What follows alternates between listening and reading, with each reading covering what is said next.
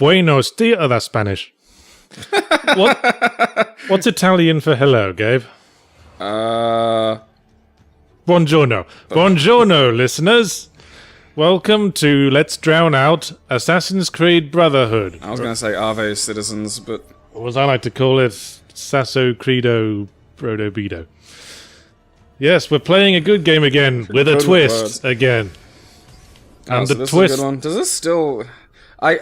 you know, one thing that probably bothered me the most about the Assassin's Creed games is just the time travel. The idea of, like, thinking back in time via your DNA. You obviously haven't played it extensively, if that's the only thing that bothers you about it. No, I only really played the first one, and that just annoyed the shit out of me. Like, it is just a sci-fi stretch too far for me. And Well, this is the third game in the main continuity, the second game in the Ezio series, the straight sequel to Assassin's Creed 2. Is this the one that had the pretty cool multiplayer where you had to look like NPCs while other people were trying to assassinate you? Yes, it also had fucking annoying minstrels, like this guy. But hey... Stab the shit out of him. You're a minstrel, let's see you dance! Give him a minute. I just gave him the poison. What does it do? You'll see. This is exactly what I do to vagrants in Brunswick Street. Dance! Exactly. Dance, vagrant! Blimey. I guess we gave him a nerve toxin? So you give him bottles of wine that you've spiked with various concoctions. Well, that was fun. That's fun. Now, the special condition I mentioned. No parkour? No, the condition is... This is post-story. I've finished the game, and most of the side quests. Fuck-a-doodle-doo! There's basically nothing left to do except... collect all of that. Mostly chests and flags. And there are some businesses I haven't bought. Because this is very fully entrenched in the faffing about aspect of Assassin's Creed. This is why... Buy businesses! This is what annoyed me about the series going on from Assassin's Creed 2, which was a decent game. But it introduced this concept of, firstly, like, management, where you had to buy stuff to upgrade your homestead. And it brings in more money that you can spend on more upgrades that in turn bring you more money, so there's no way to get rid of the money, and it just piles up. The Fable thing. Basically, yeah. I didn't like that when it was in Fable. And they kept doing that throughout all of Ezio's games. They only numbered games when they introduced a new historical protagonist, so Assassin's Creed 2, then Brotherhood, then Revelations, they were all Ezio games. And it's a me, Ezio! Don't make that joke, because they actually did make that joke in the series at one point. In the game? Well, in Assassin's Creed 2, when you meet the leader of the assassins, your Uncle Mario, he introduces himself by saying, "It's a me, Mario!"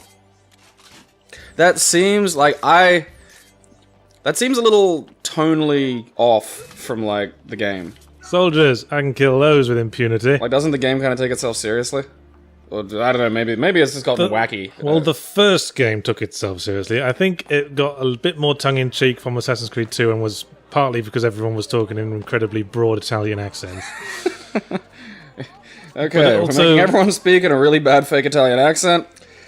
No way to get around this one, guys. It also generally made the game a lot lighter. I mean, the first Assassin's Creed game was set in the Crusades, of course. Yeah. The Third Crusade. And so there was this very deep sort of feel of "please don't kill us Muslims" running through the entire game. And with this game, I guess they felt a bit more relaxed. Yeah, look, I mean, just check out those relaxed hats. Exactly. And all those frilly ruffs, the Renaissance kicked ass.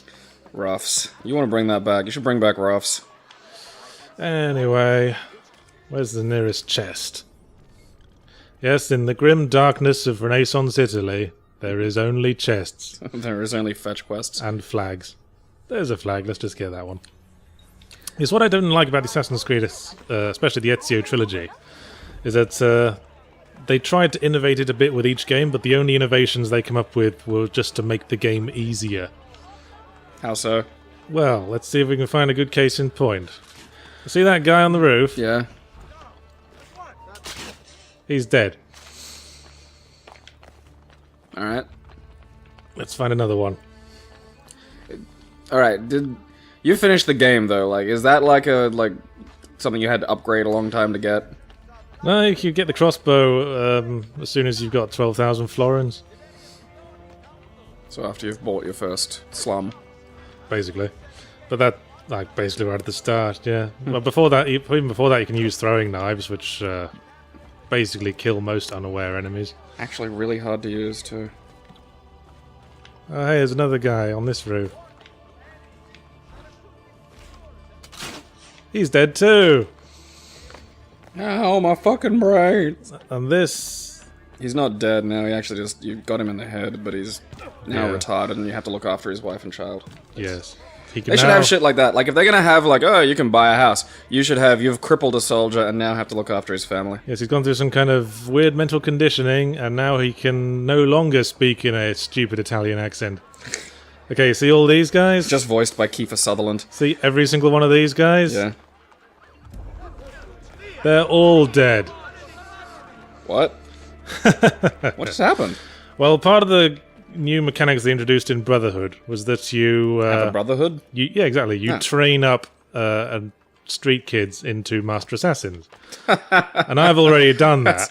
That's pretty much what I'm aiming to do when I teach in the outer suburbs. So you can see underneath my health, there's like 3 bars. Yeah. And as those fill up, it means your assassin helpers are now free. My Basically, horrible murder children. Target someone, press one button, and your murder child will come and just kill his ass instantly. If you've got all 3, you can hold down the button, and it, we just saw, it unleashes a storm of arrows and kills them all. And doesn't this kind of subtract all the fun challenge from things? Don't you agree, Mr. Guard? Oh, I thought, because, I don't know, it's been a while since I played the first one, but didn't, like, you have to aim the things and get them in the head? No, you didn't. Bolts? Like, I could have sworn you had to hit him in the head. Well, you didn't have to aim, you just targeted. But, you did have to hit him in the head, otherwise they should go, hey! And then... Oh, bugger, I fell. Didn't die, though, because I got all these med kits I can just apply instantly. Apply them directly to ankles. See, this is the point in the series where it's less about a fun, challenging assassination game and more about Parkour. Fucking about. Yeah. Faffing about and making money. Money that you have no use for except to earn you more money. Disregard bitches, acquire Florence. Help your savings grow. So these games are just a sneaky way of influencing children to be financially responsible. I mean, why do they chase you? Because they want you to hear their lovely song. That's weird, though. Like, that's... It's not as bad as the beggars in Assassin's Creed 1, mind. That shit was annoying. There was an achievement for grabbing them and throwing them at walls. Whereas in real life, there's no achievement. You just have to enjoy doing that. No, quite. Yeah, I think Assassin's Creed, the whole Ezio trilogy, does understand the importance of character arcs. Oh. So you can see what it's doing. Assassin's Creed 2, it's just Ezio starts off as just a dumb, noble kid from a privileged background. His family's killed, he has to become an assassin and avenge them. By the end of it, he's a master assassin. In Assassin's Creed Brotherhood, you start off as just one of the assassins in the assassin order, and you gradually feel you have to take on the role of mentor. Fair enough. And by the end of it, you are like the king of all the assassins. King of all Killmoose. And Assassin's Creed Revelations was kind of the one after this, just kind of spins its wheels. It's like, you're the best assassin ever, you're in a new city where one of the assassins... didn't think of anything beyond that. Where one of the Assassin's Guild has been set up. There isn't even a drama, as I recall. You just show up and you meet the other assassins and everything... You have a party. Everything just seems to be fine. It's like the Wu-Tang clan of murderers. You just all get together and occasionally you put out an album. I mean, you do have to establish another... Like, train up another bunch of assassin helpers, but... That was more because the existing assassins were being a bit lax with the hiring and not because of anything the Templars were doing. A flag! These things do nothing. They have no value. It's 100% completion is what it is. I don't know. See, I like exploring. I like... I'm a completionist for gameplay mechanics, so like if there's a thing you can do that is something, then I will absolutely go and look for that. I will look for, new narrative fluff. I absolutely love that. Yeah, see, one of the things I've already done in this game is finished all the Leonardo missions, which are the only things that produce actual gameplay changes. Or, like story, background, bits and pieces, like scannable objects in Metroid. Like, that was kind of cool, because you could learn stuff. Chest! Touch the thing is... I don't know, it's kind of fucking annoying, to be honest. I've always Because I do have a bit of a completionist in me, but when I know when that completionist instinct is just being deliberately goaded by shitty developers. I found some alum. What's that? I don't know. The other thing in this game is you collect random objects from chests, and some of the shops have like shop quests where you have to find 2 of this, 3 of this, and 4 of another thing. Are we doing one of those? That sounds fun. Shit. Because they're fucking boring. And you get like a special like object, but basically it's just another 100% completion thing. See, this is what I didn't like about the Assassin's Creed series, how it sort of stepped away from the just pure stabbing in Assassin's Creed 1. Well, because just became more about the faffing about and showing off the history research. I mean, Assassin's Creed 3 was awful for that.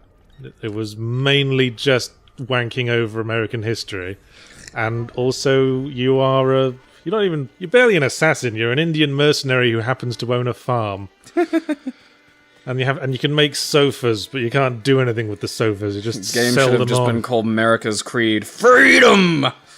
I mean, Assassin's Creed 4 was when I liked the series again.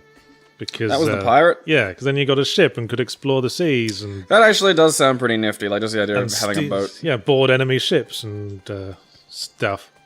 And we're going to play Assassin's Creed Unity when it comes out. And I'm hoping it'll be good because it's the French Revolution, and that's a kick-ass period of history. Ass kicking. And very fitting for the theme of, freedom versus... So what's the overall narrative arc in the future? Well, the overall narrative of the whole series is that ever since the dawn of time, there's been a feud between the Assassins and the Templars, who, sometimes they've been organized, sometimes one has utterly destroyed the other, but the other has rose again because it's basically a natural sort of philosophy. Yeah. And what that philosophy is, the Assassins believe in total personal freedom, the Templars believe in peace through control. That's it, basically. But the Templars are usually just the villains by default. Sometimes, they're presented as sort of morally ambiguous, like Haytham Kenway in Assassin's Creed 3, who was like a Templar, but he used the skills of the Assassins, and he wanted the Assassins to join with the Templars. Mm. But that wasn't really happening, let's face it. Right, so it's internet libertarians versus a right-wing forum. And, for ostensibly the good guys, the Assassins do murder a hell of a lot. That's freedom, Yahtzee. Freedom. I mean, there was no other way. These people are corrupted. We've got to kill 4 of them in one fell swoop. Yeah, I'm gonna stick my freedom knife in you. Those tomatoes have got to be rank as hell by now. Feel the freedom. Oh, weird leg cramp. Ow. Well, it's your own fault for being physically minded. Yeah, I got dragged along to a gym today to be like a girl's gym buddy. By a lady. I'm not good enough for you anymore. The jealousy in your voice. There's so many layers of jealousy. You were a whole half hour late for that, bitch. It's like, I can tell you're jealous because I wasn't paying attention to you, and you're jealous because a woman was paying attention to me. So you're having like this amazing jealousy on jealousy sandwich. I get female attention. I'll have you know I've had the sex. It's just getting them in bed that's the hard part. I kind of, exercise to me is a bit weird because I generally do it a lot alone. Like, it's a very sort of solitary activity for me. So doing it at a gym in front of other people Come on, is kind of like... figure this out. If suddenly someone said, hey, you want to come to the masturbation club? And you're like, huh? And it's like, yeah, everybody does it. It's just where we like to do it. We just go to the big room, we all jerk off, and there are other people around when you do that. I had a masturbation club in high school. Well, we didn't do it in front of each other. We just discussed it. We were all young men in a boys-only school exploring our sexual development the only way we could. Are you going to slut-shame me? Oh, God, no. I was just saying for someone who doesn't like the fucking, fanfic writers and slash-fic writers getting fueled, you've just given them... No one writes slash-fiction about someone jerking off. Slash-fic, no, that's the whole point. A bunch of private school boys sitting around talking about jerking off could easily get, Well, we didn't whip it out. Well, you say that. Not while I was around. Maybe they're all doing it to exclude me when I wasn't around. Wouldn't put it past them, actually. Now you're bitter because you got excluded from the masturbating in front of each other.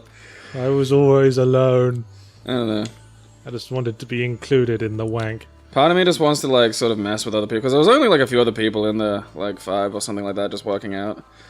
And I don't know. I just want to mess with them a little bit while they're exercising. Just serenade people while they're on a bench or something. How romantic.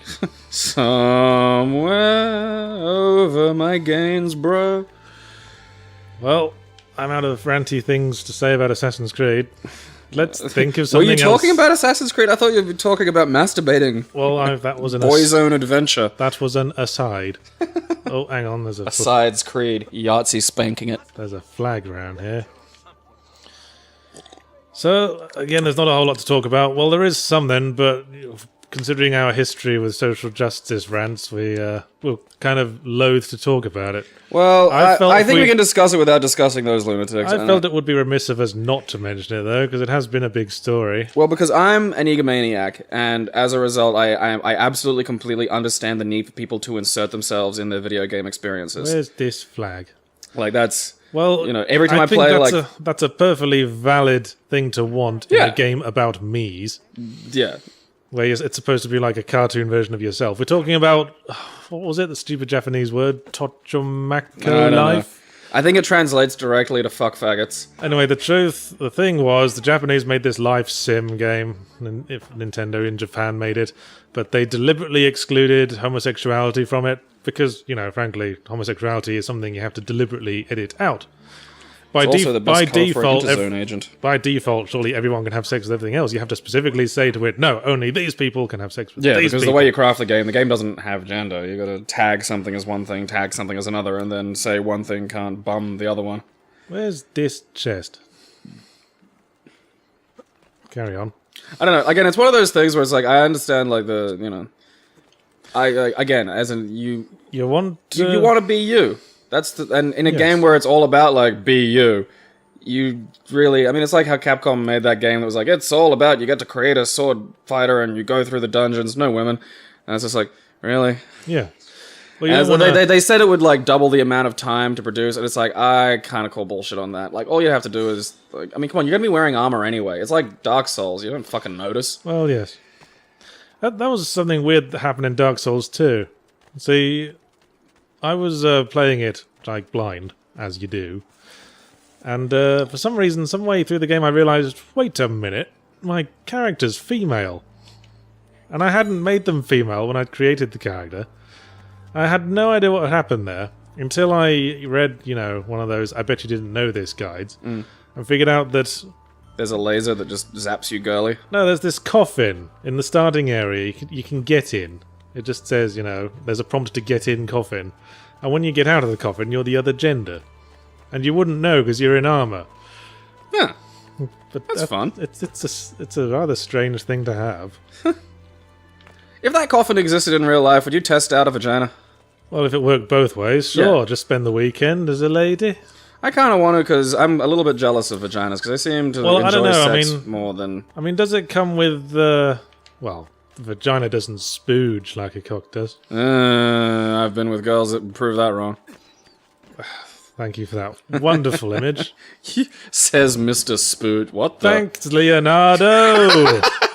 Origami parachute! Hooray! Yeah, this is the gift you get for completing all the Leonardo side missions. Origami parachute. Look at it. Renaissance paratrooper. I was supposed to use those platforms to get to that flag. I beat the system. But yes, Nintendo deliberately didn't have homosexual relationships in this life simulator thing, and it caused a big old stink. I don't know, because this is one of those ones where there is a valid point to be made, but it's also going to be jumped on by, like, anuses who just enjoy being angry. Well, and I don't like those people, but by the same token, That's the trouble with internet debate. You're always having to separate the Tumblrettes from the feminists and the neckbeards from the actual men's health advocates. Neckbeard! I mean, men do suffer in certain ways. And no one's saying don't do all that stuff feminists are doing. We're just saying maybe add a bit on. Well, I don't know. See, I reckon if you want a thing done, do it. Saying stop, stop women only being, suffering from, job placements and shit, but also stop men getting fucked over by being forced to pay for children they didn't want. Maybe do both. We can do both. Well, I don't know. Again, my thing is, they always go, what about a dude's rape crisis shelter? And my response to that is, well, make one. Fucking make one. If you want, they tried. The feminists shut it down. What? Yes, this is a famous story. Erin Pizzey, the woman who made, shelters for women, also wanted to go around and make a shelter for male victims of domestic abuse. But the feminists just sort of harangued it away. They even killed her dog. Militant feminists, I should say. That's a bizarre story. It's a very favourite story of the MRAs that I've heard. See, this is why I just stay indoors. Can't really win, can you? No, every time you want to help people, and then I remember you end up. This is what I mean. You end up stuck in these semantic quibbles of having to explain precisely what group you're part of. And this is what I mean. Don't fucking identify as a group, because the second you do, you just give someone a million ways of. I remember seeing having opinions about what you think before you've said them. I remember seeing a documentary that coined the word "oh dearism," which was just about the way people who try to get involved in good causes eventually fall up against the wall of "oh dearism," where a problem arises and the only possible response is "oh dear." Well, that's the thing they mentioned was that there was this African tribe who were oppressing this other African tribe. So all these busybodies in the West gave lots of support to the oppressed African tribe. And then that tribe turned around and oppressed the other one straight back. And so all anyone could say at that point was, oh dear. See, I'd say the fundamental problem is humans. We come up with these brilliant software, but as long as you're running it through human hardware, it's gonna fuck up. We are entropy with a face. We will just mess it up. So much for your argument that humans can basically be fixed. We still can. It's hard. Well, you're more optimistic than me, man. It's possible. It's just you have to be constantly working against yourself. That's the tricky part. Yeah, I mean, people have knee-jerk responses to things. You need to be aware of your own. That's the problem with internet activism. It's created all these knee-jerk responses people have now. Yeah. Like, men's rights activist, you must be a neckbeard who will never get laid. That's knee-jerk. And it just taints any possible message either side could have had, really. Oh God, we're discussing social justice again. Fix the kids. This is why I'm going to be a teacher. A strong, independent sense of self. And you should define... You shouldn't let things define you. You should define your things. You shouldn't be gay. You should be your gay. You shouldn't be straight. You should be your straight. And that will take different shapes and different forms depending on who you are. And just to take this argument to another level, fucking Jews. Maybe you could put gays in games, not because you are gay and only want to be reminded of yourself, but because you're straight, but want to play as a gay person because it's role-playing. Yes, he does. Yeah, exactly. That's what I did with Dragon Age 2. I role-played as a gay man. Role-play the gay. Give it a shot today. I mean, why not? I mean, who cares about just always getting to play a character exactly like you? That's not going to help anything. That's just going to keep everyone in a bubble, isn't it? Well, I do, but I'm a maniac. Everyone should try at least once in their life to go into a chat room and pretend to be someone completely unlike who they are. Pretend to be a pregnant black female teenager. How many people have you gotten to gift you expensive items in WoW by pretending to be a lady, Yahtzee? Oh, we don't talk about my side business. Yahtzee. Surprised how many more people haven't figured it out. You do talk about your penis an awful lot. It's just I get a lot of people who are just holding on to those last scraps of hope that maybe I am a lady after all. I don't know. I've always thought that thing, people will laugh at, kind of loser shut-ins, but at the same time, desperate people, you shouldn't take advantage of them, it's...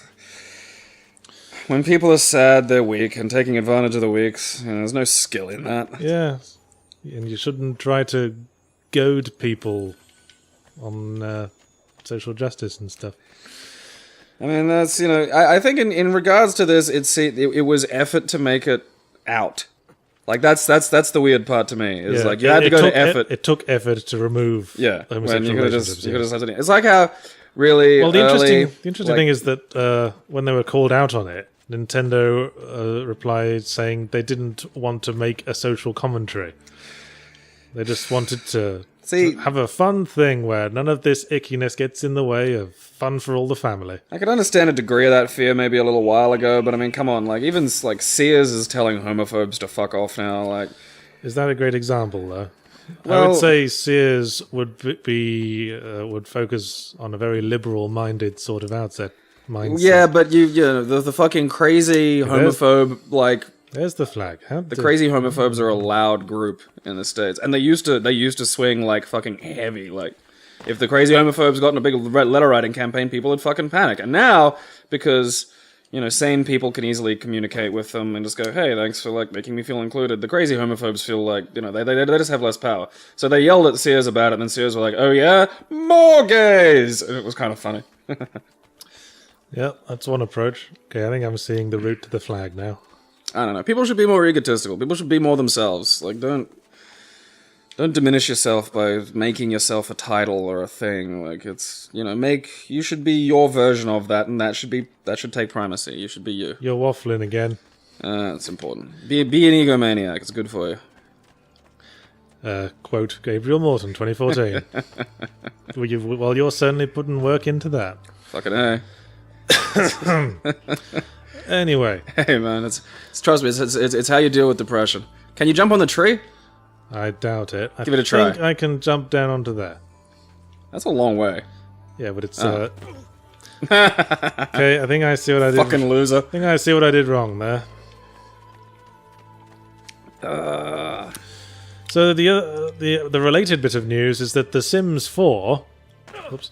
Sims 4 is being given an adults-only certificate in Russia because you can have same-sex relationships in it.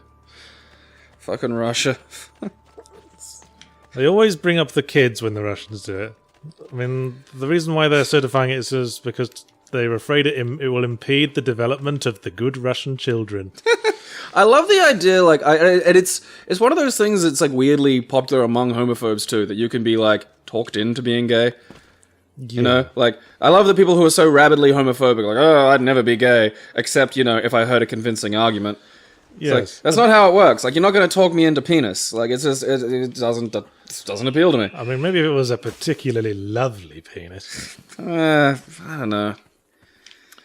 People can be hysterical about that. I mean, it's kind of weird when you think about it. Like, sexuality just in general is fucking retarded. I wish I could switch it off at times. Like, if there was that option and I could, like, maybe sort of just reproduce in a different way, like, I don't know, we cuddle in some sort of nuclear sun and then out comes a space baby. I think you would become a completely emotionless robot without the sexual drive. I would probably turn myself into a solar-powered satellite and just drift off into space like Voyager and just scan things. That's what I'd do. So much personality is linked to the glands. Yeah, well, I mean, that's another, you know, there's another big discussion is what are we without the fucking structures that build us, you know? Would I be so lovable if I wasn't such a horn dog, is the question.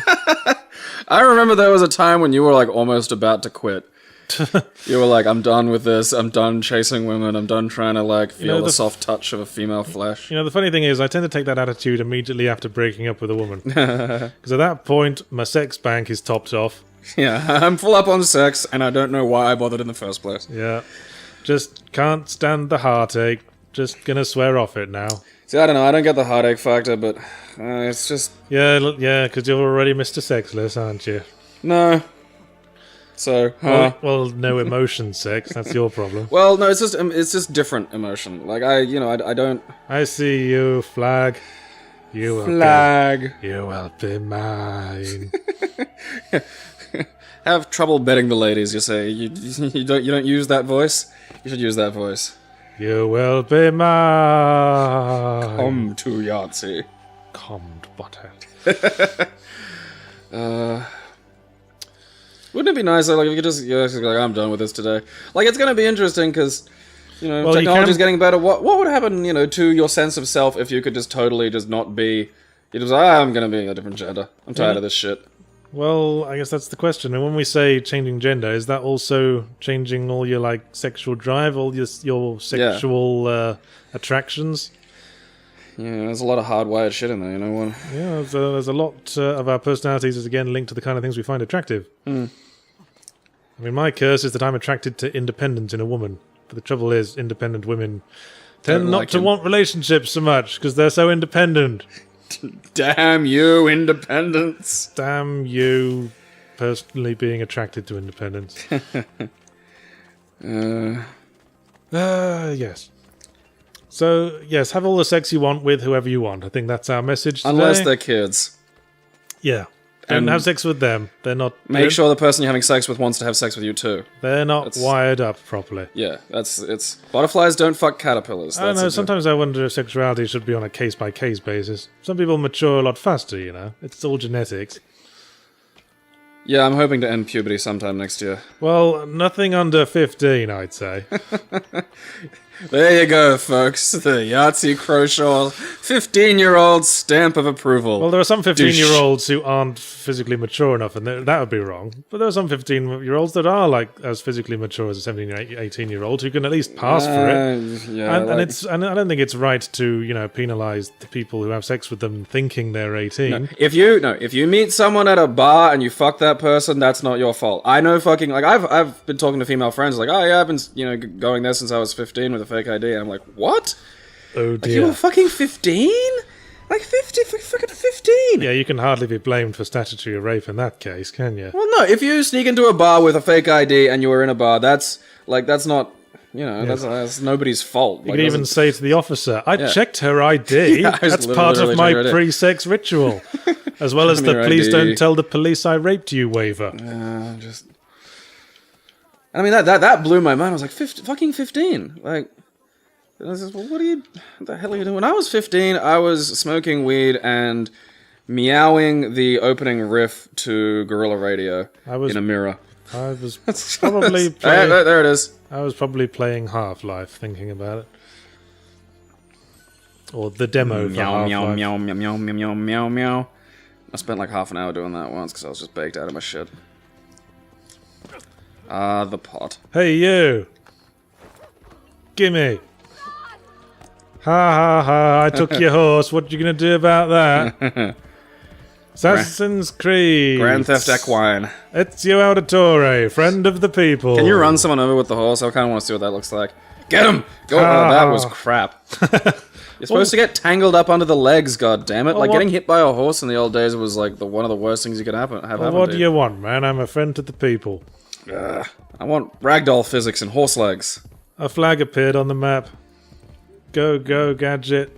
Horse. Yes, go, gadget, horse. That was disappointing. Alright, what movie did you watch this week? Well, threw myself a bit of a curveball this week and essentially watched a film at random. Oh. Basically, I watched it because I was listening to a podcast and someone mentioned it. I just thought, fuck it. I'm going to rent that. Do it. And the film was Death to Smoochie, the 2002 film starring Edward Norton and Robin Williams and directed by, of all people, Danny DeVito. Interesting. What did you think? Well, get ready for some damning with fine praise. It had some good ideas, and it had one or two good lines. Isn't that thing you wrote your ranty argument, yelling about it had some good ideas? Well, the plot of the film is that it's sort of a black comedy that explores the seedy underbelly of children's entertainers, which is a fun idea. The Wiggles must have got up to some fucked up shit, man. I heard a story that the Wiggles sort of patented that sort of double point gesture they do with their hands that they do with kids, and they did that because they're not allowed to actually touch children, and children kept coming up wanting to hug them. That's sad. But they're all just middle-aged men in colourful jumpers. Yeah, but you can hug other human beings, like most, they're not... Having trouble with those trees, mate. I mean, if you can't hug a fucking Wiggle... I got a remedy. Having trouble with trees, if you want it. No? Twang. Get him. Go and get him. What the... That was almost Wile E. Coyote physics right there. The arrow took like a 90-degree left. And then he was sitting in midair for a second after the horse ran away. It's... so the film Death to Smoochie is... That's an odd thing for you to wind up saying. The story is Robin Williams is a children's entertainer who's caught grafting parents for charging them to put kids in his show. And he turns out to be a misanthropic, sweary man. Because, children's entertainer, misanthropic, sweary, lol, juxtaposition. So, in an effort to, salvage their reputation, the TV network hires an utterly squeaky clean entertainer played by Edward Norton. who is completely genuine and completely on the level, and no one quite believes that he is. The most terrifying thing in the world are truly genuine people. Like, you'll, every now and then, like, you know how you'll get, like, people who go to church and shit, but you can tell they don't really believe, they believe in the structure, and then you get the people who, like, completely 100% can hear Jesus. Yeah, that's weird. Yeah, it's just amazing, and it's always terrifying when you see, like, the real... And it's fun to look at the look on the face of the not quite believer as that person talks. Going, oh, they God. Sort of smile and nod, smile and nod. Is this how insane I sound? But I guess the problem with the film I found is that it couldn't really decide on what it was doing. It couldn't really decide on whether it was depicting Edward Norton's character as a sap or a hero. It's been a long time since I've seen Death to Smoochie, and I only watched it once. Well, apparently it got really bad reviews. Yeah, dude, it was... Because the tone's all over the place. And it's got cute ideas. They sort of like playing up this whole plot point where Edward Norton's character was the way he was because he got over anger management issues. And there were hints that was going to boil over, but it sort of... Didn't. And it sort of did in the most weak sauce possible way, and then the film just goes, oh, actually, you're fine. And then he gets the girl and everything's great. And they were sort of uncertain about what to do with Robin Williams' character as well. He sort of flipped back and forth between good and bad and like completely irredeemable and sympathetic. And it was basically a film that was all over the place. Yeah. Yeah. Good lines, good idea, but couldn't really save it. Well, let's focus. What story are you telling? Yes, exactly. I mean, were you hiring prostitutes? You can hire prostitutes in this game, yes. What for? Well, not to have sex with you. I know that's what you were thinking, you dirty man. To give you a back rub. I'll show you. I'd kill for a legitimate massage right now, actually. Well, part of the main mechanics in Assassin's Creed, as you're probably aware, is hiding in plain sight. Oh, right, so you can smuggle yourself somewhere with boobs.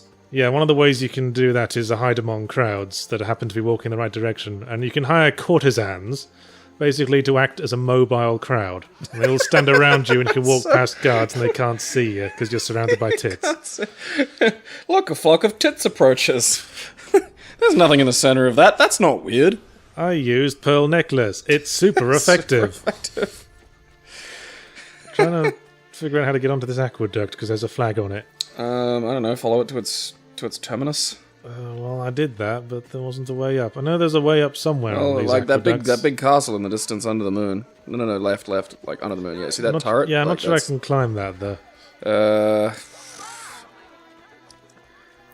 There's a little house near it. It's a step in the right direction. Maybe I could climb that tower. So it's interesting you watched Death to Smoochie, because I've been wanting you to watch Cable Guy, which is another movie that got fairly harshly panned when it came out, but I actually really goddamn enjoy it, because I think it's sort of similar to Death to Smoochie in... I think a lot of in some weird ways, but I think it holds its tone a little more effectively. Well, what I did like about Death to Smoochie was Robin Williams' performance, actually. Robin Williams, this is what I mean. I love when comedians play, like, against their public persona, but more what I think is them genuinely. Like Jim Carrey in Eternal Sunshine of the Spotless Mind. Fucking... Yeah. I think Robin Williams going for really, really dramatic roles, like in 1 Hour Photo. Yeah. That wasn't so good, but I like him when he was like sort of comedically pathetic and evil. Which was Adam Sandler in Punch Drunk Love. Comedically pathetic. Yeah, like he was fucking pathetic and just depressed and miserable, and that just it was perfect. That was amazing. I was just like, this is the most believable thing that Adam Sandler's ever done.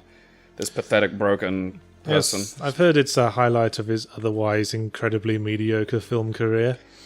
Yeah, it is. It's Eternal Sunshine. Punch Drunk Love is a really good movie, and if you're bored, I suggest you watch it. Okay.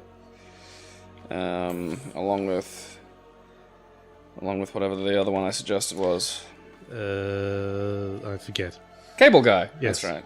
I thought you meant a different one. I defend Cable. Like, there are movies where people, they're sort of terrible, and sometimes they are bad, but they kind of like just hit a point with you and you like them.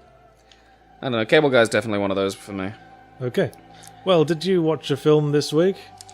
I saw Spider-Man 2 in the theaters. Amazing Spider-Man 2. Got to get it right. Amazing Spider-Man 2. Well, just... Got to differentiate. Yeah. Well, in theaters. They weren't just, playing Spider-Man 2, the Tobey Maguire one in the theater.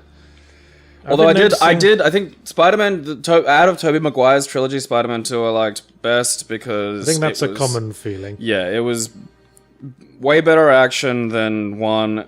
I think the plot arc of both the characters was quite nice. I quite liked Dr. Octopus's... the way they portrayed him and the way it ended. I didn't quite like Sam Raimi's habit of always trying to make the villains redeemable, often in kind of glurgy ways. Well, that was the thing. The first Green Goblin wasn't redeemable. He chose evil and he got killed. Do you think I could parachute onto that aqueduct? Fucking only one way to find out. 2 right.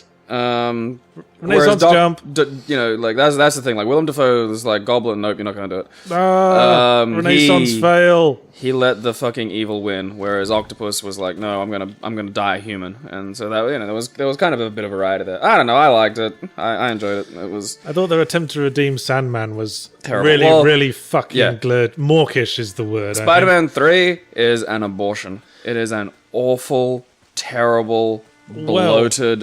Ugly film. Well, having seen Amazing Spider-Man 2, how does that stack up? Well, okay, people go on about how there's like a glut of villains, and there isn't. There is one antagonist for the Amazing Spider-Man movies, and that's Oscorp. This single antagonist then has multiple points of interaction, which are things like Electro and what the... Oh, okay. Oh, it's a well. Can you drop... What's in the well? Nothing. The well's just another hiding place. Oh, okay. So yeah, by having a single... Hey, you can climb that. Actual... Oh, so you can jump up there. I guess I gotta get onto this cliff. By having a single actual antagonist in the form of Oscorp, and like it is... I don't know, it's kind of deliberately more comic-y, because Oscorp are just like, let's jam animal DNA into shit and see what happens. And there's kind of a, there's a reason for it, but it also opens up... So I was reading an excellent deconstruction of the film by film critic Hulk. Do you know film critic Hulk? I don't know, I think I read one thing of his about... He's a very insightful film critic who talks like the Incredible Hulk. That's just his thing. It concerns me that would get in the way of some actually interesting film critic stuff. Like, because I think the Hulk speech would get to me after a while. Well, whatever gets the message across. It's like Mr. Plinkett, Yeah. He pretends to be a murderer. Yeah, but he doesn't speak in all caps. Well, he has his own thing. Talks like Buffalo Bill. I love Buffalo Bill's voice. I love that his name was James, not James. James. Yes. All right. So what did Hulk have to say about it? Well, he was saying he didn't like that whole centralizing the villains around Oscorp thing because he felt the essence of Spider-Man in the originals is that his power being just being assigned randomly to just everyday schlubs, really, and that the difference was how you approached life now that you had these abilities. Well, that's the thing, though. This Spider-Man being the exemplar, and everyone else basically just being thugs who just want to rob banks all the time. The cause of the power has a single point, but especially like by the end of the film, they're just looking for schlubs to give power to. Why? Oh, just because that's kind of what I actually like about it being a little more comic-y, is because doing villain motivations in a movie is really hard, because most of the time, take over the world isn't a viable thing to do in a film, really. I mean, I thought that was one of the bigger problems with the first Amazing Spider-Man was, what's his name, Lizard doesn't make a good main villain because he doesn't do motivation much. Like, Lizard was just a berserk threat, really. Aren't the best villains, though, the ones you could sort of see where they're coming from? Well, to a degree, yeah. I mean, they have some decent motivations for, like, there's reasons why these things are happening, but they're being sort of used to scaffold into a kind of more classic comic villain kind of thing, which I fucking like, because I like the variety. I don't need everything to be fucking gritty and realistic, and I don't mind a bit of daftness. And I think the current little crop of Spider-Man movies, I think, is not grotesquely corny like emo Spider-Man, but still cutely comic book. I was watching a defense of that scene by Bob Chipman the other day, and he makes the point that it was what dumb Peter Parker would have thought was cool. Yes, that was... I've heard that a million times. Peter Parker's supposed to be a big nerd. That was just his idea of what cool people did. That's nobody's... No. Sam Raimi just kind of hates his protagonists. That's his thing. I mean, if you see all the beatings Bruce Campbell took in the Evil Dead trilogy. Darkman and The Frighteners are my favorite Sam Raimi movies. Yeah, Darkman, he gets kicked up and down the garden path a few times, doesn't Darkman's great. And Frighteners is one of my absolute favorite movies. It's fantastic. What else? Did you watch Drag Me to Hell? Yes. That is a film with a serious hate on for its protagonist. Yeah, it's literally just torture. The whole movie is just torturing its protagonist. I wouldn't say it's one of his better movies. It has very Raimi-ish moments that I sort of like, because I kind of like some of like Raimi's weird little tropes. That I think Drag Me to Hell was a very conscious attempt to get back to the horror comedy feel of the Evil Dead films. I think was a problem by the end, but like there are still moments that I really enjoyed, like when the corpse vomits all over and stuff. Like I just noticed I've only got one parachute left. Good thing I noticed that. That could have led to an embarrassing moment. Should you run out of them? Oh, okay. So this isn't like Just Cause. They're a limited resource. You can only carry so many paper handkerchiefs. I don't know. See, like, I'd detach...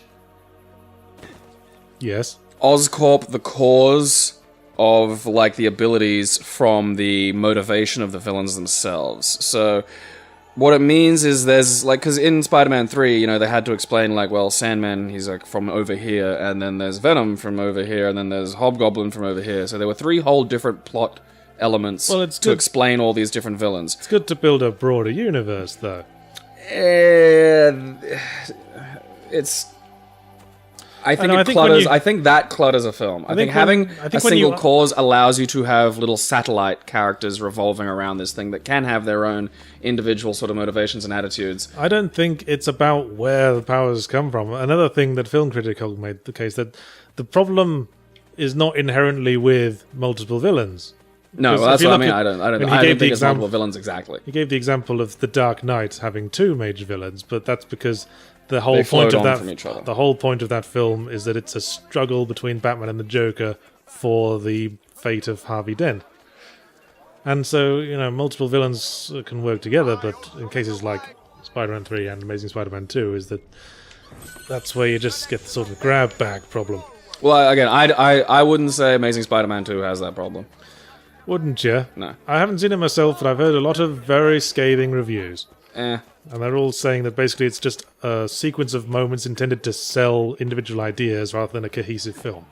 I think it's a problem we're living in we're entering into a period of serious movie serialization, where it's getting more and more difficult, I think, to validly define a film just by itself. But surely that's just making an excuse for a film not having a conclusive ending. No, well, I think this does have a conclusive ending. It has a conclusive ending for the few little arcs that it's got, and then it builds to something new and else. And I don't think inherently that's a bad thing. Like, I think, because this is the thing, like, serialization, like, TV's changing, films are changing, we're entering this period where stuff is just getting a little bit different. What if the studio says, we're not going to fund the next film, the last one flopped, and then everyone's just given blue balls? Oh, dude, how many times has that actually happened? Quite a few. Super Mario. We just move on and we fucking cope. I mean, is that really... How many things have ended with a sequel hook and then not gotten a sequel? How many things? Have you got an answer to that? A lot of things. A lot of things have. We'll give you some more examples. I'm curious now. I want to hear more. Because I think Super Mario is one of the most really fantastic examples of that. Like, it is... Did that have a sequel hook? Yes. Yes. I haven't seen it in a while. Literally, like, Peach comes in and goes, we've got more shit to do. Oh, wait, it was Daisy in that movie, right? See, that scene sounds more like a joke sequel hook to me. Well, you know, in the fullness of time, it was. Just a sort of, you know, campy, up-tempo, adventure continues. I like the Mario Brothers movie. If it was released today, people would go, oh, look at this hilarious, gritty Mario Brothers remake. I mean, if you ask me, a scene like that, where someone comes in and like says, we got shit to do, pump shotgun. That's pretty much the scene. That is pretty much the scene. Dramatic chord and zoom in. That scene doesn't work if you show the next bit, where everyone's just going... All right then, shall I drive? Do you want to ride my car, or shall we follow each other? If it happened, it would have just been cut to the next location, and in the middle of Daisy explaining what is happening. But I don't know. I loved the Mario Brothers movie for the interpretation of the source material, which I think was really creative and fun. You know, every time I hear the Mario Brothers movie brought up these days, it's from someone saying, I actually quite liked it. Can we just assume it was a good film now? Well, I don't care if you think it's good or bad. I make the argument that it's good because generally people rag on it. And I think, like, fucking not Dustin Hoffman, fucking... Ed Harris? What? No. I always get Ed Harris confused with this guy. Dennis Hopper. I always get Ed Harris Dennis and Dennis Hopper Hopper as like a confused. corrupt, democratically elected Cooper is just, I don't know, to me, that's a brilliant idea, and watching it in execution is fucking hilarious. You know, Dennis Hopper was the first choice for Ed Harris's character in The Truman Show. Huh. I miss Dennis Hopper. I love Dennis Hopper. I guess great. I'm not the only one who gets those two confused. Mad as a hatful of assholes. See also Stephen Burkoff. Who's Stephen Burkoff? He's another one from the same school. The school where Anthony Hopkins is the headmaster. I want blue velvet. I can't. It's every time I think about Dennis Hopper, I get blue velvet in my head. Yes, Gabe, you want to fuck. We've done that. Gabe, you want to fuck. Did we have any more topics? Well, I think yes, we had the Constantine thing. Oh, yeah. So they're actually making a Constantine series with a guy that looks like Constantine and was once in the UK. Being played by Matt Ryan, who, according to his Wikipedia page, played Edward Kenway in Assassin's Creed 4. How relevant! But yes, they are actually going ahead with a series for Constantine and not NBC. Constantine, played by a dark-haired American. Yeah, I mean, I know it's not pronounced Constantine, because I once read a comic where someone called him Constantine and he corrected them. Yeah, that's... No, I have we have a mutual friend who was obsessed with Constantine, and... Yes, he even went as him one Halloween, right? Yeah, but went to massive, a con, actually. Massive amounts of detail put into the costume. Yeah. He got the specific coat, the specific cigarettes. Well, he's always smoked the specific cigarettes, silk cuts. Yes, silk cuts. Yeah. Well, I mean, that's the joke is that he's always looked like him, but he dyes his hair black because he's vain. Yes. And yes. So I teased him, and then finally there's a picture floating out there. Hey, there's a chest. So they are making Constantine more in line with the comic book. Well, I've always thought more so than the film Keanu Reeves Constantine, where he was, just occult detective who battled demons. With special effects. When part of the appeal of Constantine is his moral flexibility as a character, he doesn't specifically only fight demons. Sometimes he works with demons. Well, he just plays both sides. He's a con man. Yeah, he's a con man. I mean, that's why I think it really fits a series, because you don't need a lot of special effects, really, for a lot of Constantine. I kind of preferred the arcs where he's keeping away from the magic bollocks and just acting as a con man. Fucking with people, yeah. I mean, that's the thing. Like, there's a lot of if you read the Hellblazer comic books, there's a lot of runs, especially Brian Azzarello's run. Which was Azzarello's? He's the guy. Yeah, it started with him in prison. Yeah, and then there was a few other things in the American heartland, but that was where Constantine was pretty much basically a villain. That I found a little jarring, because I've read all of them, and I was reading them just in a row, and I got up to Azzarello's, and suddenly he's in prison, and he's acting like just a real vicious jerk. I like him as a character you don't know if you can depend on, because that was the origin of the character when he was introduced into Swamp Thing as this sort of all-knowing, mysterious figure who'd show up, and you wasn't sure what his end game was. I think it kind of lost something when you got too into his motivation and his family and everything. I kind of like that. Yeah, I still think that he can be seen as that, as who he was in Swamp Thing, but it's nice to be able to see that and also know that he does try. Parachutes. He means well. Yes, he gets his friends killed. Yes, he fucks up. I wouldn't say he does always mean well. I think he's just constantly out to prolong his own life. I think he means to mean well. Sometimes people get in the way. I think that's what I get from him. I think he means to mean well. When he wants to do good, he's just not very good at it. Would you like a change of clothing colour, by the way? Ooh, Roman olive. Wetlands ebony. I'll show Wetlands you the ebony. Yeah, I'll show you the wetlands. Boomf. Black and red's a fantastic colour combination. But what colour should we... Always works. How should we colour our cape? All this, and Nintendo can't put the gays in a game. Let's make it olive just to clash horribly. Oh, actually, I don't think I can change the colour of my armour because I'm wearing the special armour that you only get for completing side quests. A specific set of side quests. Well, my heart is broken. Hang on, can I change my outfits? Guess not. Locked. No fun anymore. Basically. Where were we? Constantine. Yeah. So yes. I'm actually, I think this could be a good show. Are you saying it could be interesting? Well, given what we know of it already, I mean, is it on NBC? Yes, NBC. All right, that could be a bit of a problem. What else? I always thought he NBC? should swear a lot. What else does NBC do? Hannibal. Right, that's their big thing at the moment because everyone's trying to like get in on some of that like HBO True Detective. I haven't seen Hannibal. That's the one with Le Chiffre in it, isn't it? Yeah. From Casino Royale. I've seen like the first 2 episodes. Apparently, season 2 gets really good. I don't know. Extreme Renaissance Sports. Sounds like a Mythbusters episode. I'm bored. There's been no combat in this thing. I'm just gonna fight these assholes. Yeah, like kill some bastards. Hey, bastards! Come eat my sword. Fuck the police. Yeah. And you. What the? I don't think that guy got a bit overexcited there. Adventure! Are you hitting him? What's happening? Fuck, look at this dynamic combat. Boom. Just wait for the attack. Wait for attack. Counter.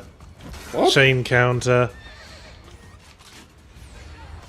Alright, look, that's some fucking bleak combat. Actually, I think I'll shoot that guy. With my sawn-off shotgun. Right in the chest. Guns were not massive in the Renaissance, gotta say. Especially not guns the size of your hand. I'd be worried about something like that exploding in my hand. You saw nothing. Go about your day. Whatever miserable little lives you have. Well, that was fun. Was it? Was it? That was fucking like that. You just donked that guy on the head. Nothing happened. And they all stood there and waited. Is this on easy? No. I mean, at least the dudes in fucking like Arkham Asylum and shit would punch you if you just stood there. Yeah, and again in Revelations, they just added more ways to kill people.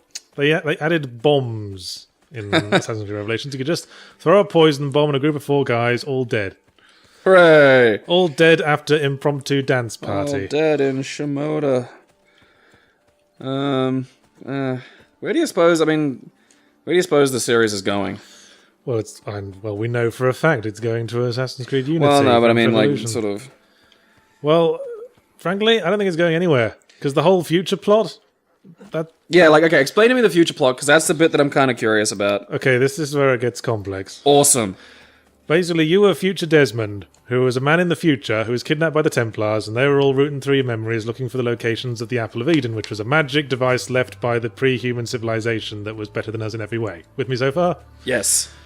So then, sadly, I am completely with you. So then Desmond was rescued by the assassins, and then the assassins put him, the Templars put him through Altair's life. The assassins put him through Ezio's life, so that Desmond would learn the skills of an assassin by living through Ezio. So that Desmond would become an assassin. Right. And through Ezio, they also learned the location of another piece of Eden, like a magic device. So they went and found it and picked up the device, and then they realized that there was going to be a solar flare that was going to kill everyone unless they found another device that stopped the solar flare somehow. So, in Assassin's Creed 3, they found the device that stops the solar flare, but then it was revealed that using the device would also release an evil ghost of one of the superpowered things from before the human race. Alright, now you've lost me. Who would then enact evil schemes of some description on the human race. And at that point, Desmond decided, fuck it, solar flare, and goes along with it and is killed. In Assassin's Creed 4, you're not Desmond anymore, you're silent protagonist, who you never see because it's all from a first-person perspective. And apparently the Templars nicked Desmond's brain and used it to extract a whole bunch of other, historical scenarios to play through. And, at that point, this is what takes us up to Assassin's Creed 4, where basically the evil, all-powerful being is somewhere out there in the world doing machinations and shit, but she basically does fuck all throughout the whole course of that game. It's just, a wheel spinner. And that's what the series is at this point. They're not going to make any massive strides in the future plot, because that might mean having to bring the series to an end, and it's too much of a money spinner at this point. It's just, there's this secret conflict. It might boil over at some point. In the meantime, here's some cool historical settings. Enjoy! At this point, it might be better just to ditch the future plot, to be honest. Yeah, I think that's the bit that always got me, was why does it need this future framing device? Yeah. Like, what does that really add? Well, what does it validate? Like the idea that you have more lives or can continue? Like, well, because that's how it felt in the first one. It's like, oh, this isn't how it happened. Your brain's getting detached. Back we go. And well, yeah. I mean, that's what it still does. I mean, you can't kill civilians because then it says Ezio didn't kill civilians. You're trying to recreate history here, not just fuck about. And that's the sort of framing device, you know. It's like you don't die, you just become desynchronized because you're not succeeding like the actual historical figure did. See, it seems wildly unnecessary, and just the idea, it's like, oh, we'll travel through time via your DNA. Just I don't know, something about that just bugs the shit out of me. Well, at least there's been a bit more care and thought going into the story than a lot of properties. There is quite an extensive amount of story at this point. Yeah, but I mean, why not just have it as, historical? It's an epic. Well, I guess there's no reason why it couldn't be. Yeah, well, that's what I mean. Like, what is the future? The future story seems to be the clutter. It seems to be not adding really to the lot. The current iteration of the Templar Assassin feud in this point in history. That's pretty much all it is.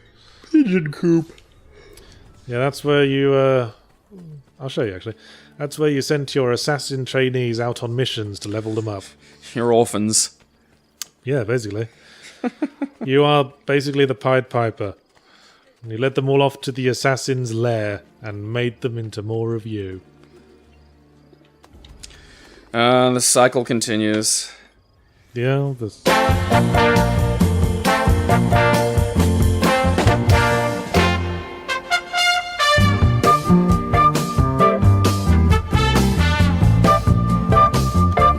Boy, it was a shame that game crashed, wasn't it, Gabriel? That's not how I remember it. There was a fight with ninjas. I saved you. It was amazing. Yeah. Artie's computer crashed. So, yeah, the video ended abruptly, and we were all just like, huh. My computer didn't crash, the game crashed. And the game crashed. But we've done an hour anyway, so... I'm going to blame Uplay. So we're just going to put a farewell message on the end, and maybe like a picture of something cool. Like what? I don't know. I'll figure this out in edit. Just a cannon that shoots kittens. I'll figure it out in post. In post. We'll fix it in post. Yes. Have a good week, everybody. Yeah, be the best you can be. If your game crashes, don't take that shit.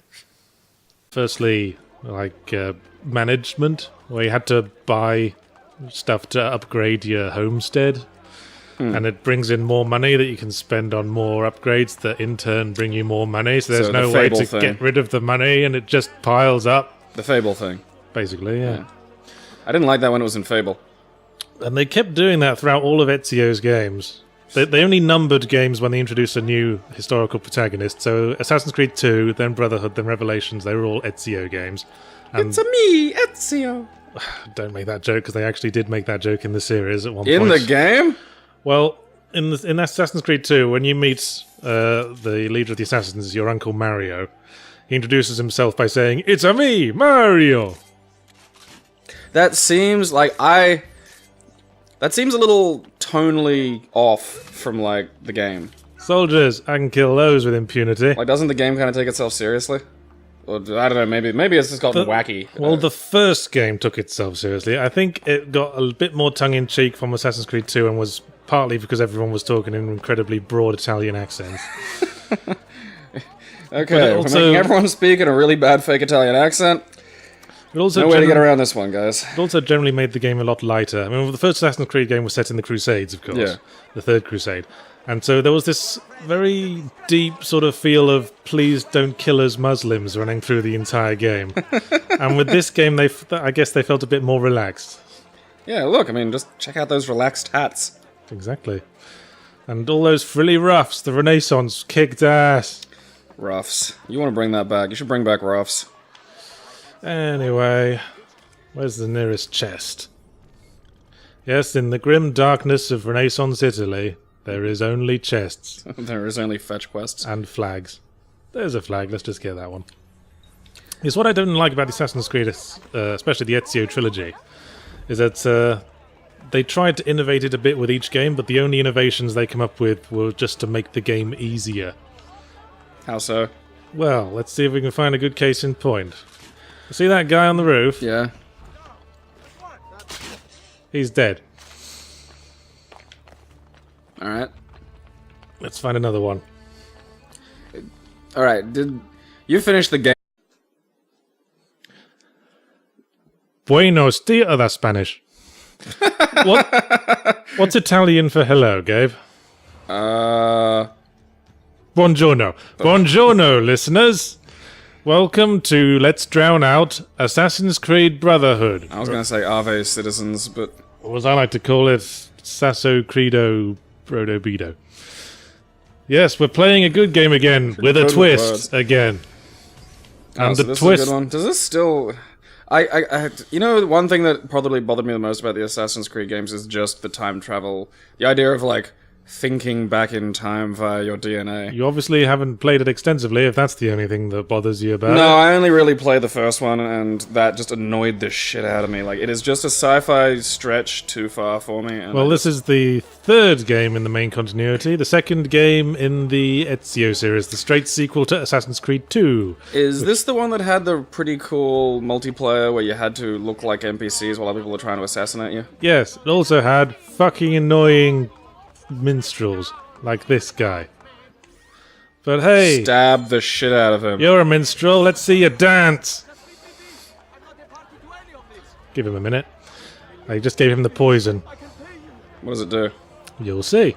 This is exactly what I do to vagrants in Brunswick Street. Dance! Exactly. Dance, vagrant! Blimey. I guess we gave him a nerve toxin? So you give him bottles of wine that you've spiked with various concoctions. Well, that was fun. That's fun. Now, the special condition I mentioned. No parkour? No, the condition is... This is post-story. I've finished the game, and most of the side quests. Fuck-a-doodle-doo! There's basically nothing left to do except...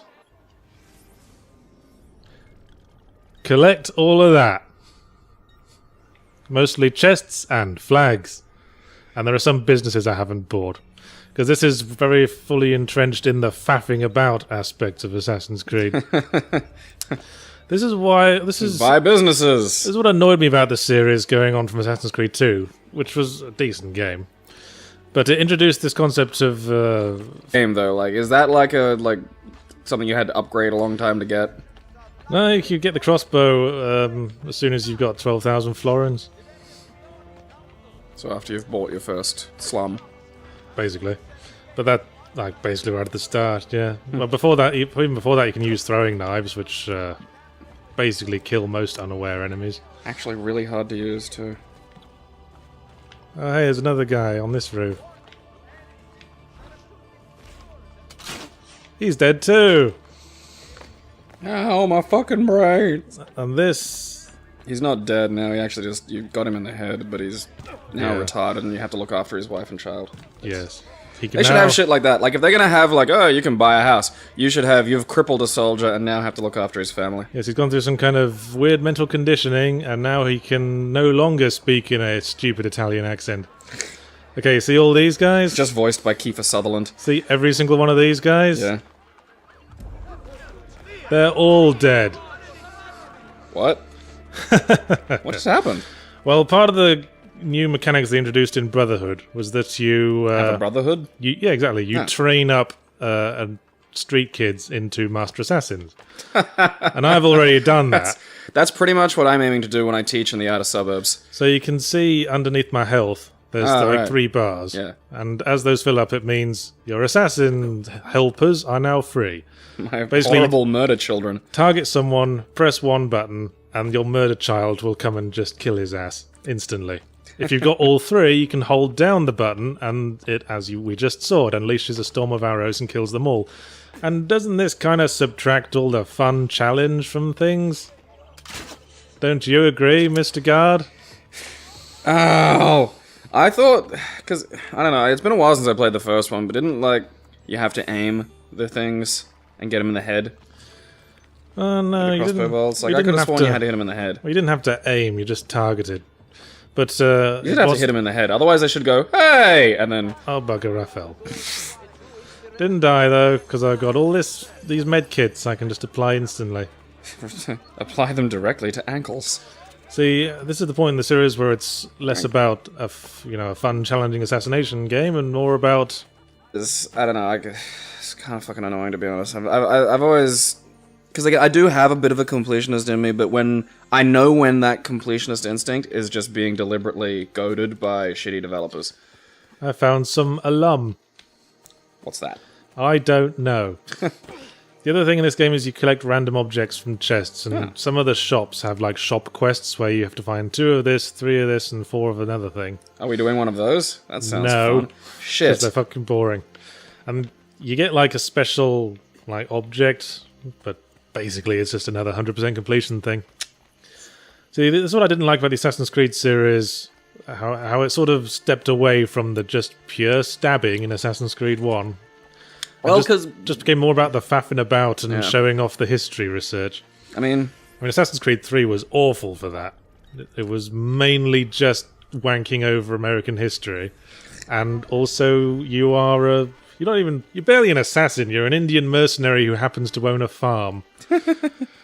And you can make sofas, but you can't do anything with the sofas, you just game sell should have them just on. been called America's Creed. Freedom! I mean, Assassin's Creed 4 was when I liked the series again. Because that was the pirate? Yeah, because then you got a ship and could explore the seas. And that actually does sound pretty nifty, like just the idea of having a boat. Yeah, board enemy ships and stuff. And we're going to play Assassin's Creed Unity when it comes out, and I'm hoping it'll be good because it's the French Revolution, and that's a kick-ass period of history. Ass kicking. And very fitting for the theme of, freedom versus... So what's the overall narrative arc in the future? Well, the overall narrative of the whole series is that ever since the dawn of time, there's been a feud between the Assassins and the Templars, who, sometimes they've been organized, sometimes one has utterly destroyed the other, but the other has rose again because it's basically a natural sort of philosophy. Yeah. And what that philosophy is, the Assassins believe in total personal freedom, the Templars believe in peace through control. That's it, basically. But the Templars are usually just the villains by default. Sometimes, they're presented as sort of morally ambiguous, like Haytham Kenway in Assassin's Creed 3, who was like a Templar, but he used the skills of the Assassins, and he wanted the Assassins to join with the Templars. Mm. But that wasn't really happening, let's face it. Fucking about. Yeah. Faffing about and making money. Money that you have no use for except to earn you more money. Disregard bitches, acquire Florence. Help your savings grow. So these games are just a sneaky way of influencing children to be financially responsible. I mean, why do they chase you? Because they want you to hear their lovely song. That's weird, though. It's not as bad as the beggars in Assassin's Creed 1, mind. That shit was annoying. Mm. There was an achievement for grabbing them and throwing them at walls. Whereas in real life, there's no achievement. You just have to enjoy doing that. No, quite. Yeah, I think Assassin's Creed, the whole Ezio trilogy, does understand the importance of character arcs. Oh. So you can see what it's doing. Assassin's Creed 2, it's just Ezio starts off as just a dumb, noble kid from a privileged background. His family's killed, he has to become an assassin and avenge them. By the end of it, he's a master assassin. In Assassin's Creed Brotherhood, you start off as just one of the assassins in the assassin order, and you gradually feel you have to take on the role of mentor. Fair enough. And by the end of it, you are like the king of all the assassins. King of all Kilmos. And Assassin's Creed Revelations was kind of the one after this, just kind of spins its wheels. It's like, you're the best assassin ever, you're in a new city where one of the assassins... didn't think of anything beyond that. Where one of the Assassin's Guild has been set up. There isn't even a drama, as I recall. You just show up and you meet the other assassins and everything... You have a party. Everything just seems to be fine. It's like the Wu-Tang clan of murderers. You just all get together and occasionally you put out an album. I mean, you do have to establish another... train up another bunch of assassin helpers, but... That was more because the existing assassins were being a bit lax with the hiring and not because of anything the Templars were doing. Hmm. A flag! These things do nothing. They have no value. It's 100% completion is what it is. I don't know. See, I like exploring. I'm a completionist for gameplay mechanics, so if there's a thing you can do that is something, then I will absolutely go and look for that. I will look for, new narrative fluff. I absolutely love that. Yeah, see, one of the things I've already done in this game is finished all the Leonardo missions, which are the only things that produce actual gameplay changes. Or, like, again, like, story, background, bits and pieces, like, scannable objects in Metroid. Like, that was kind of cool, because you could learn stuff. Chest! Touch the Thing is...